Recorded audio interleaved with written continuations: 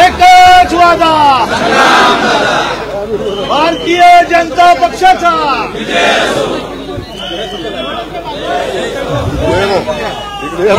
आज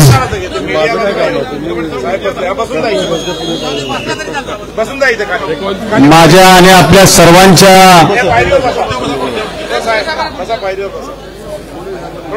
भारतीय जनता पार्टीतील पक्षप्रवेशाच्या निमित्तानं या ठिकाणी ज्यांच्या शुभ हस्ते ज्यांच्या प्रमुख उपस्थितीमध्ये माझा आणि आपला सर्वांचा प्रवेश झाला असे भारतीय जनता पार्टीचे कार्याध्यक्ष आणि महसूल मंत्री आदरणीय चंद्रशेखर बावनकुळे साहेब,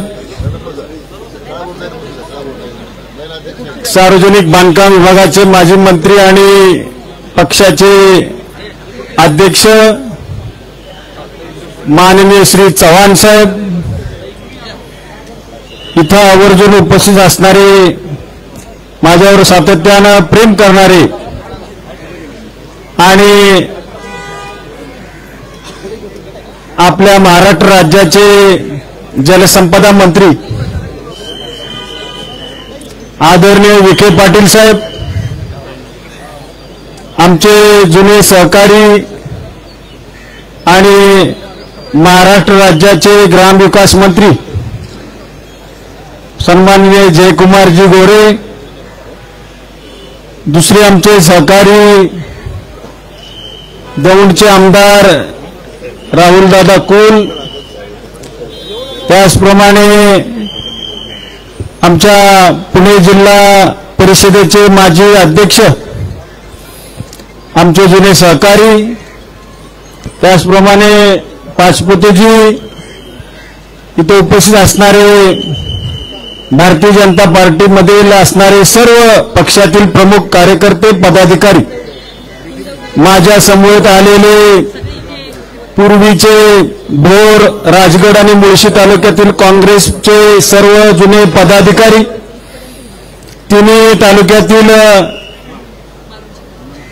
संघटनांचे अध्यक्ष, युवक अध्यक्ष, महिला अध्यक्ष, विद्यार्थी काँग्रेस, सेवा दल, सर्व फ्रंटलचे प्रमुख, त्यांचे सर्व पदाधिकारी, जिल्हा परिषद पंचायत समितीचे सभापती, उपसभापती, जिल्हा परिषद पंचायत समितीचे आजी माजी सदस्य, त्याचप्रमाणे राजगड सहकारी साखर कारखान्याचे सर्व उपाध्यक्ष, त्यांचे सर्व सन्मान्य संचालक, खरेदी विक्री संघाचे चेअरमन, व्हाईस चेअरमन, त्यांचे सर्व संचालक, कृषी उत्पन्न बाजार समितीचे सभापती, उपसभापती, त्यांचे सर्व सन्मान्य संचालक, दत्त दिगंबर वाहतूक संस्थेचे चेअरमन, व्हाईस चेअरमन, त्यांचे सर्व सन्मान्य संचालक, त्याचप्रमाणे व्यक्तिगत माझ्यावरती, माझ्या कुटुंबावरती प्रेम करणारे सर्व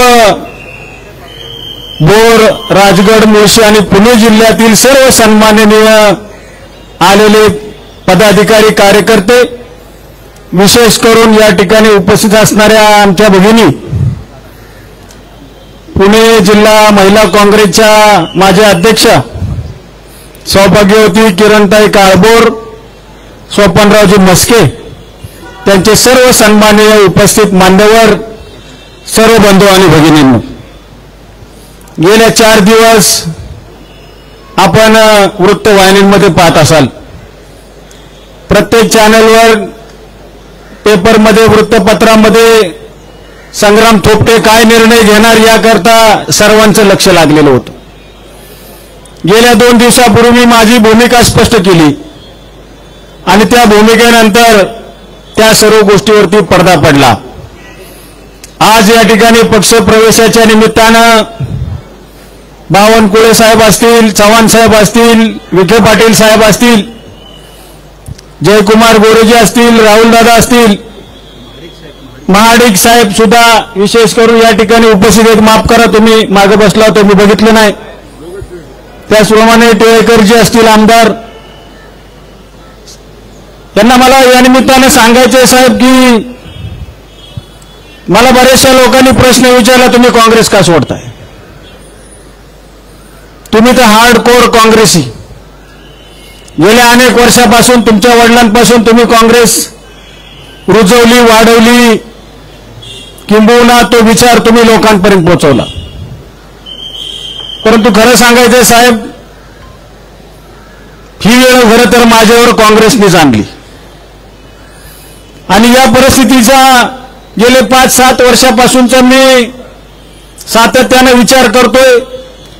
विखे पाटील साहेब विधिमंडळामध्ये असल्यानंतर मला वारंवार सांगायचे, अरे संग्राम निर्णय घे, निर्णय घे, निर्णय घे. आमचे जयकुमार गोरे सांगायचे, राहुल दादा सांगायचे, अनेक भारतीय जनता पार्टीतले सर्व प्रतिष्ठित पदाधिकारी मला सातत्याने सांगायचे की तुम्ही काहीतरी निर्णय घ्या. मी त्यांना सांगायचो, साहेब मी काही निर्णय घेऊ शकत नाही. ते सांगायचे, अरे निर्णय घे, किती दिवस तुझ्यावरती अन्याय होतोय आणि या अन्याय करता, वाचा फोडण्याकरता तू काहीतरी निर्णय घे. परंतु मी एक विचाराला बांधलेला कार्यकर्ता असल्यामुळं मी सहजासहजी त्या विचारापर्यंत पोहोचत नव्हतो. गेल्या झालेल्या विधानसभेच्या निवडणुकीमध्ये असेल, आपण सर्वांनी पाहिलं असेल, आपल्याला काही कारणांमुळे या निवडणुकीमध्ये पराभवाला सामोरं जावं लागलं. त्या अगोदरची झालेली लोकसभेची निवडणूक असेल, त्या निवडणुकीमध्ये महाविकास आघाडीचं जोमानं आणि अतिशय काटेकोरपणे आणि काळजीनं काम आपण सर्व कार्यकर्त्यांनी केलं आणि महाविकास आघाडीचा धर्म पूर्वीच्या काळामध्ये लोकसभेला आपण पाळला. परंतु साहेब, खंत एवढीच आहे, केलेले जे काम किंवा जी निष्ठा राखून मी ज्या पक्षामध्ये अनेक वर्ष काम केलं, त्या निष्ठेचं काहीच फळ माझ्या पदरामध्ये पडलं नाही, हे मला या निमित्तानं मुद्दा म्हणून सांगायचं. अनेक वर्ष मी संघर्ष केला, माझ्या वडिलांनी संघर्ष केला, मीही संघर्ष केला. संघर्ष करायला लागतो म्हणून आम्ही कधी डगमगलो नाही किंवा कुठलाही विचार त्या ठिकाणी शिवला नाही. संघर्षाच्या भूमिकेमधून सातत्याने सहकारी संस्था असतील, स्थानिक स्वराज्य संस्था असेल, जिल्हा परिषद पंचायत समिती असेल, नगरपालिका असेल, तिथे एक हाती सत्ता मिळवण्याचा कायम प्रयत्न केला. पक्षाची ताकद मिळो न मिळो, तळागाळापर्यंत काँग्रेस रुजवण्याचं, वाढवण्याचं प्रामाणिक काम आम्ही त्या निमित्तानं केलं. आज खरं तर पूर्वीचे दिवस आठवल्यानंतर आजचा निर्णय घेतल्यावर थोडंसं वाईट वाटतंय, कारण की पूर्वीच्या काळामध्ये आम्ही जो पक्ष तळागाळामध्ये वाढवला,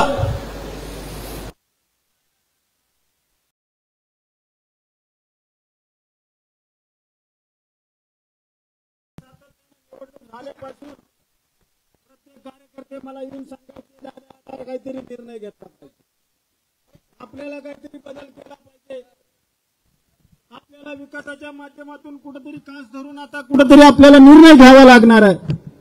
मी बऱ्याच वेळेला त्यांना शांत बसण्याचं आवाहन करायचो, परंतु शेवटी माझ्या डोक्याच्या वर पाणी साहेब चाललं होतं आणि म्हणून सर्व कार्यकर्त्यांच्या आग्रहाखातर निर्णय घेत असताना भारतीय जनता पार्टी हा देशामधला 1 नंबरचा सर्वात मोठा असणारा पक्ष, या देशाचे पंतप्रधान आदरणीय नरेंद्रजी मोदी साहेब यांच्या नेतृत्वाखाली काम करत असणारा पक्ष, त्याचप्रमाणे या राज्याचे मुख्यमंत्री आदरणीय देवेंद्रजी फडणवीस साहेब यांच्या कुशल नेतृत्वाखाली महाराष्ट्राची चाललेली वाटचाल असेल, या सर्व गोष्टींना प्रभावित होऊन आम्ही साहेब आज हा निर्णय घेतलेला आहे.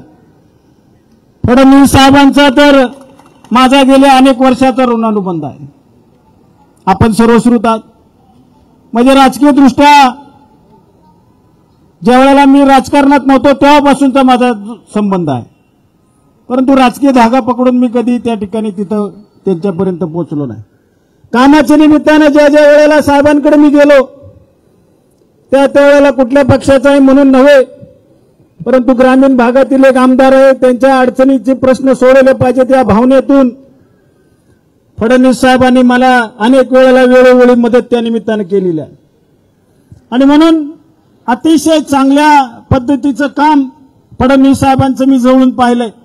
एकदा शब्द दिला की तो शब्द कधी त्या ठिकाणी पडू न देणारं नेतृत्व आहे.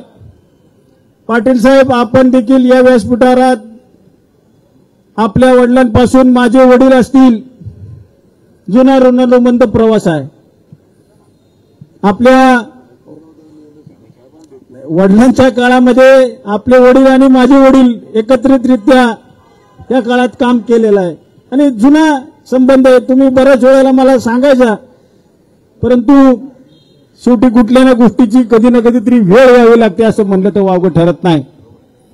आज बावनकुळे साहेबांच्या प्रमुख उपस्थितीत, त्याचप्रमाणे आज चव्हाण साहेब हे सुद्धा पूर्वीच्या काळात सार्वजनिक बांधकाम मंत्री असताना त्यांच्या माध्यमातून सुद्धा अनेक कोट्यवधीचे प्रश्न कामे मार्ग लावण्याचं काम या सर्व मंडळींनी केलं.